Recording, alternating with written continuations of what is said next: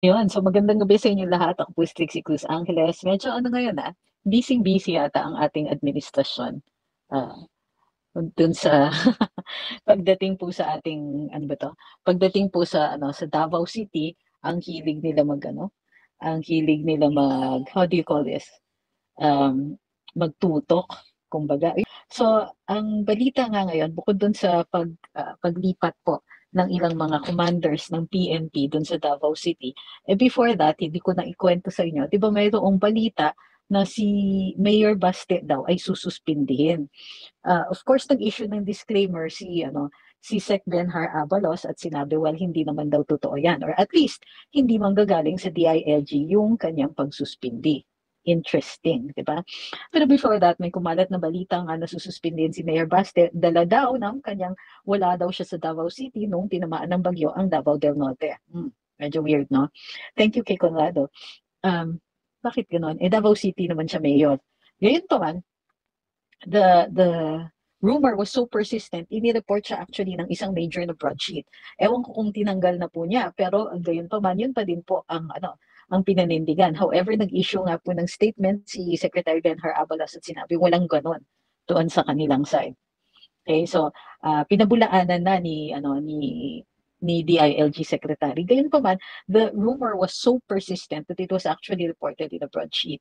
So, bakit kaya sila nagkakaganon? Now, in the meantime, ayun na nga po, mayroon pang balita na hindi na po nabibigyan ng medical assistance na dumadaan dun sa DSWD ang Davao City. Or particularly, hindi na dumadaan sa office ni Congressman Pulong. Now, a little bit of a backgrounder. Yung si Congressman Pulong, sa totoo lang, naririnig po namin kung saan-saan na siya po ay ginigipit. Okay, tahimik na lang po siya, hindi po siya yung type kasi na magrereklamo.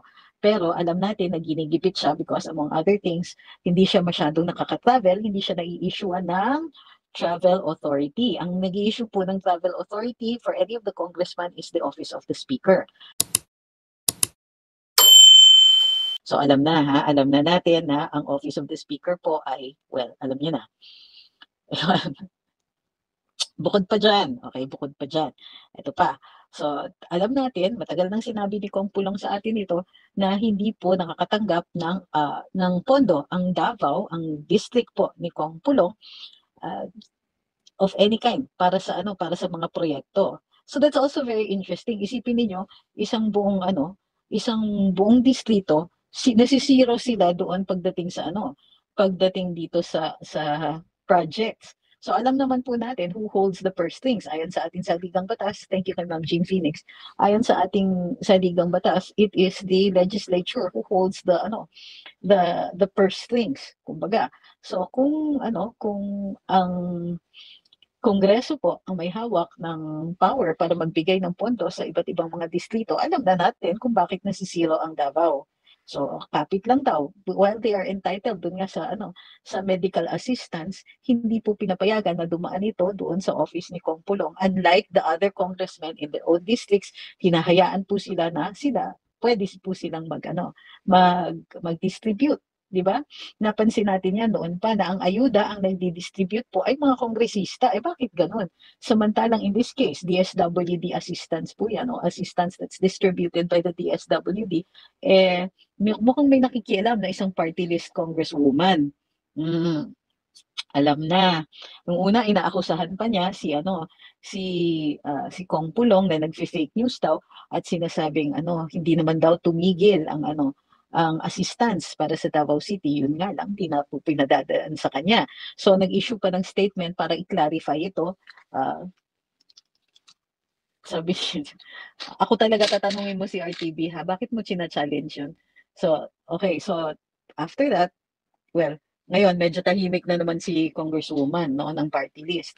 Sabi ni CRTV, bakit kailangan pa ni Kong Pulong ng Travel Authority certification lang naman for justifying sa Travel Authority po, hindi po iyan expense. Authority to travel, hindi po sila makakalabas, makakapunta sa airport.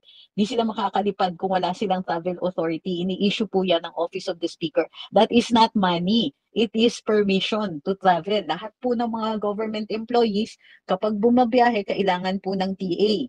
Ngayon, pagka cabinet secretaries noon, hindi po kami required mag-PA for local travel. Pero dito, in the case of Kong Pulong, hindi po siya pinapayagan. This is not liquidation po. Hindi yan pera. Authority to travel po. Sabi ni Joanne Green, ano na naman mangyayari dyan sa Davao sa pagpapalit ng buong police force? O kahit buong police force po. So, walang problema dyan. Sabi niya, yun na nga eh. Ano bang epekto niyan? Pero ang kadramahan po ni Chief PNP ay meron daw, tumataas daw ang crime rate. Meron siyang sinasite na X number of RAPEs, X number of murders, yung mga tegi, ganyan. May ilan daw siyang sinasite na linggo-linggo daw nangyayari sa Davao City at nangangamba daw ang mga citizens. Ngek, sino ditong taga Davao? Kayo po ba ay nagreklamo?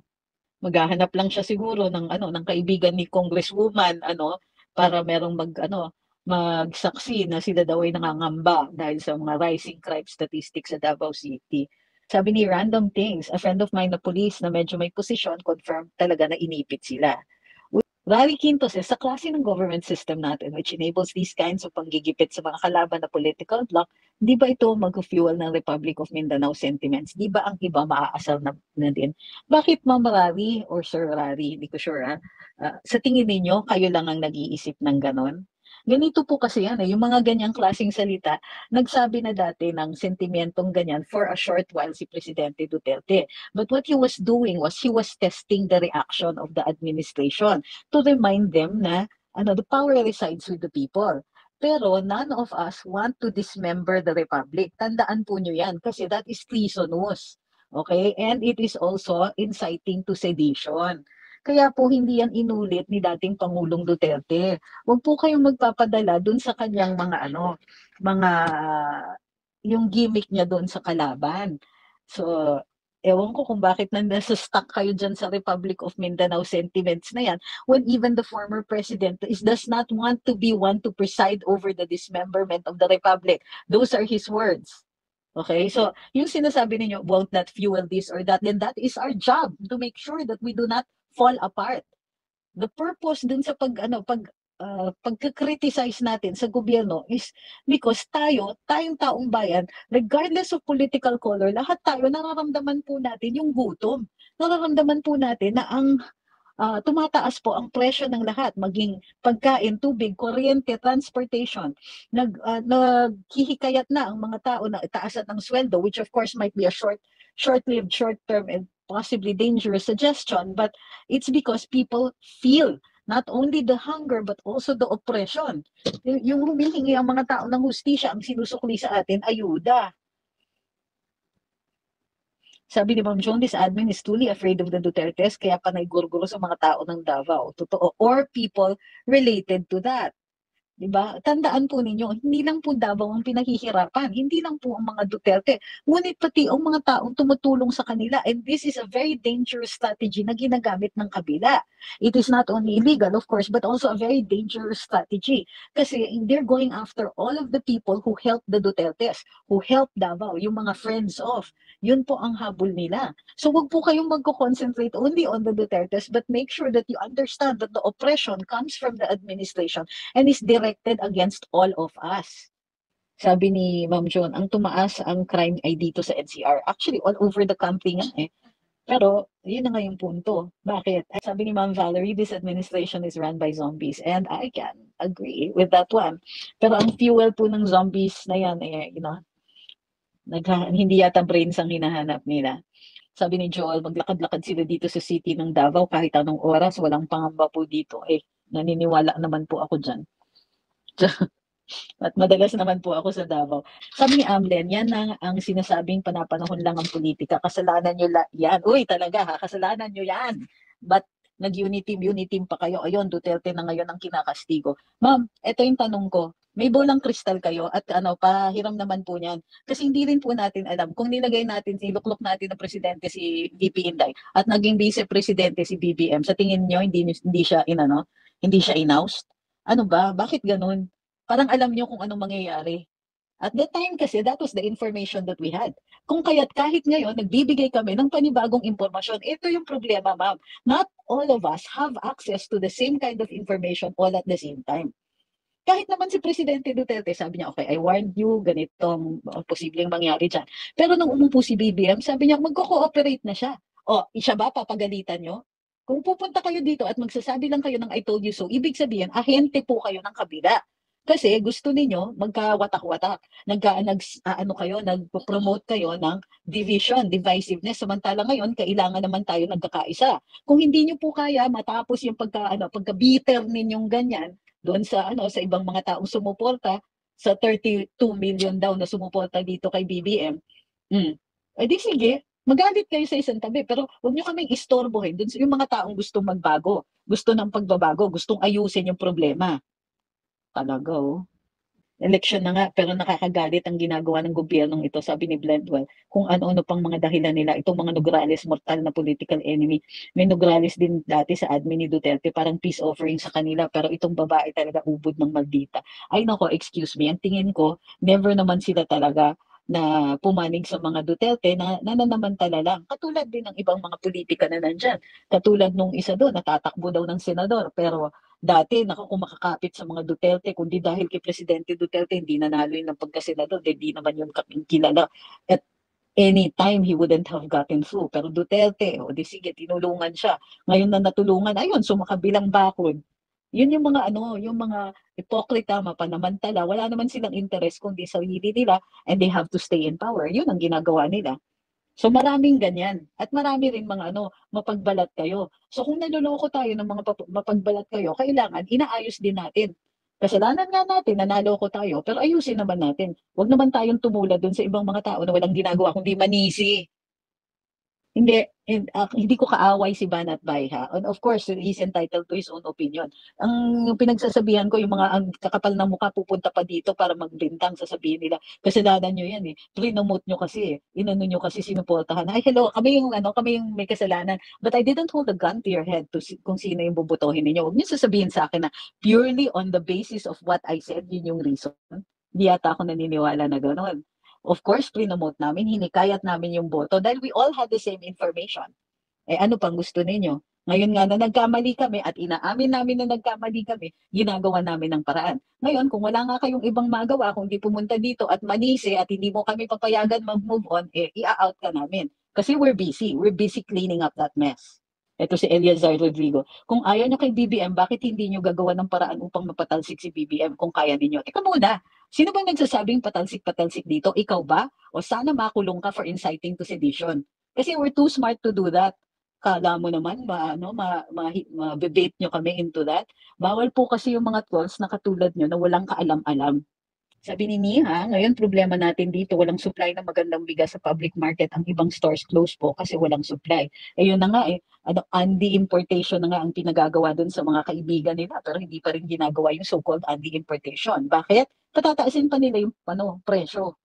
Yun po ang manipulation dun. Sabi ni Salatiel, outside Davao po, daming crime incidents. Talamak na droga, bakit Davao sila nakatutok samantalang responsible ang local government ng Davao pagdating sa safety and security? Totoo. Fish by Sam says, kakapasok ko lang po sa live nyo, kapag ganyan po ba, pwede po ba kasuhan ng administrative sila sa Malacanang after term nila? Eh kung after term nila, hindi na sila nakaupo, ano yung purpose ng administrative? Eh ang highest penalty for an administrative complaint is removal from office. Sabi ni Tim Prado, malapit na sa tira niyang galawan ng Marcos admin. Malapit na. Pero kasi nakatutok yung mga kano sa kanila. Kaya yung mga kano, yun yung parang guardian angel nila. Pero the moment tumawid sila, alam na natin yan. And sure ako natatawid sila yung kung bakit. They're not the brightest bulb on the tree. Wala po ba silang nilalabag na batas sa pinagagawa nila sa amin sa Davao? Sabi ni Ma'am Marilu, nakakagigil na po sila. Sino pong sila? Kailangan specific kayo. Ganito po kasi yun. Pag nagpa-file kayo ng kaso, pag meron kayong gustong kasuhan, kailangan man identifiable kung sino yung tao na gusto ninyong kasuhan. Dahil siya po ay may ginawang kasalanan, yung kasalanan, meron siyang aksyon na labag sa batas. So meron dapat batas na nagsasabing hindi pwede yung aksyon na yun. So ang tanong ko sa inyo, gusto ninyong magkaso pero hindi ninyo alam kung sino at saka kung ano. So essential po yung mga ganong klaseng information. At kung ano exactly ang ginawa nila na labag sa batas. Sabi ni KGBP, yung mga missing na kabataan, ano na, wala man lang comment ang PNP about doon. Wala. Ma'am Mardita says, ibang topic po, baka pwede sa susunod na araw, pwede niyong i-topic yung kay Kong Marcoleta about po sa VCM. Ma'am, magta-topic lang po ako kung yung alam ko. So kung hindi ko pa po nababasa yan, don't expect po na kukomentuhan ko po lahat. Hindi po, ano bang gusto ninyo sa amin? Lahat po ng bagay kukomentuhan namin, pero hindi naman namin lubos na kaalaman yung tungkol doon. May mga topics talaga na hindi ko feel kahit aralin ko kasi ang dami ko nang inaaral. At hindi lang po, mababaw na pag-aaral ang ginagawa namin bago kami mag-live. Sabi ni Tim, na-outplay tayo ni BBM. Ginawa niya lahat para makuha ang suporta ng DDS. Totoo yon. Pero now that alam natin, hindi naman pwede tayo manatili na outplayed, di ba? Sabi ni Jovelyn, kasi pag nauna si Inday, tapos nalaman natin na ganito si BBM, sino pang sasalba sa atin? Tama. Besides, yung paghihikayat natin, sino ba ang nag-decide na tumakbo na vice-presidente? May power ba tayo na i-convince siya otherwise? At the time she made that decision based on what information was available to her. Tapos maninisi kayo ng ganyan. Siya. And then Jesus, maybe I might not finish his term like his father if this country will go into ruins. Well, that's also a good point. Cecilio Barrientos says, baka magpadala ng mga bilanggo sa Davao City o magpatakas ng bilanggo para maghasik ng lagim upang palabasin na magulo ang Davao. Yun na nga po ang pinapalabas nila. They want to make it appear na myth lang daw yung sinasabi nilang tahimik ang Davao o peaceful ang Davao. It's a myth daw of the low crime rate in Davao. Ha? Sabi ni Bernardo Bautista, bakit ikaw lahat ng ginagawa mo, puro paninira sa gobyerno? Oh, ayan guys, so almost exactly yung term na ginagamit, paninira sa gobyerno. Ano ka ba, Bernardo Bautista? Nag-aral ka ba ng saligang batas mo? Hindi mo ba alam dun sa Article 3, may kalayaan magsalita at magpahayag? Pag nagsasalita kami to call out yung mga pagkakamali ng gobyerno, hindi po paninira yan. And as a matter of fact, the framers of the Constitution agree with the original framers of the American Constitution under which our own Constitution was patterned. Who says that the people should always be suspicious of its government. They should always believe that if we don't pay attention to them, they will commit crimes in the name of the people. They will take advantage because the Constitution is written in such a way as to check all of the powers that we give to the people who lead us. So yung sinasabi ninyo, yung pinapalabas nitong mga trolls na ang magsasalita ay parang naninira ng gobyerno, ito ay isang malaking kasinungalingan. Bernardo Bautista, that is a frigging lie. Okay? If you don't know your constitution, try not to spread the fake news. Pag nagsasalita kami and when we call out the government, it isn't about paninira sa gobyerno, it is about the redress of grievances.